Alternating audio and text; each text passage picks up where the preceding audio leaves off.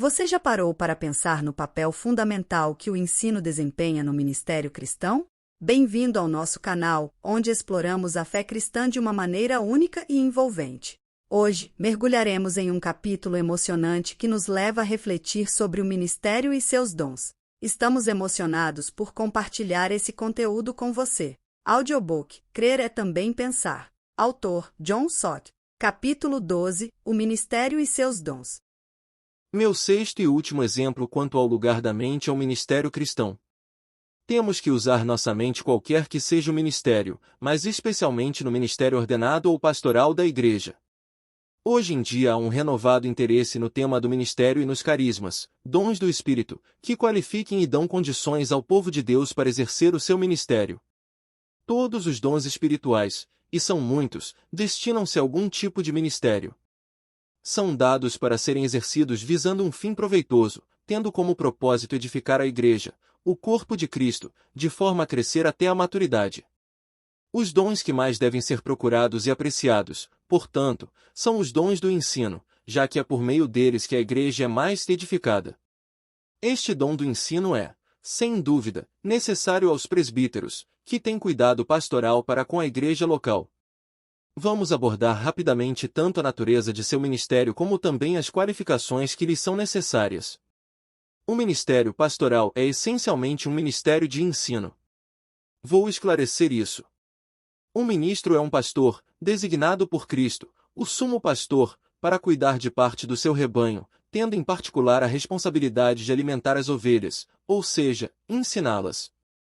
Assim, pois, o apóstolo Paulo podia dizer aos presbíteros bispos da igreja em Éfeso: atendei por vós e por todo o rebanho sobre o qual o Espírito Santo vos constituiu bispos, para pastoreardes a igreja de Deus, a qual ele comprou com o seu próprio sangue. E o apóstolo Pedro, que por 3 vezes fora pessoalmente comissionado pelo Senhor ressurreto a cuidar ou alimentar suas ovelhas e cordeirinhos, mais tarde escreveu a outros presbíteros dizendo: pastoreai o rebanho de Deus que há entre vós. Deixando de lado a metáfora do pastor, a maior responsabilidade dos presbíteros locais é apresentar todo o homem perfeito em Cristo. E, para alcançar este objetivo, devem proclamar a Cristo em sua plenitude, advertindo a todo o homem e ensinando a todo o homem em toda a sabedoria. É pelo conhecimento de Cristo, tal como o apresentam as Escrituras e o proclama o ministério, que os cristãos alcançam maturidade espiritual.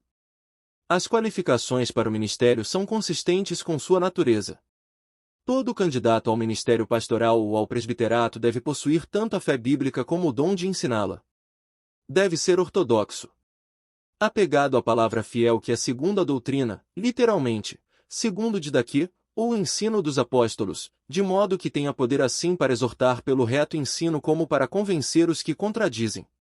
Deve ser ainda apto para ensinar. Estas são 2 qualificações que lhes são indispensáveis.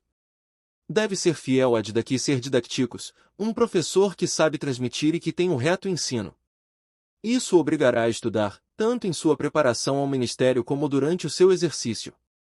É impressionante que aos que querem se recomendar a si próprios como ministros de Deus, Paulo escreve, devem fazê-lo não somente através de sua paciência nas tribulações, nem somente através de sua pureza, privação, bondade e amor, mas também através de seu saber.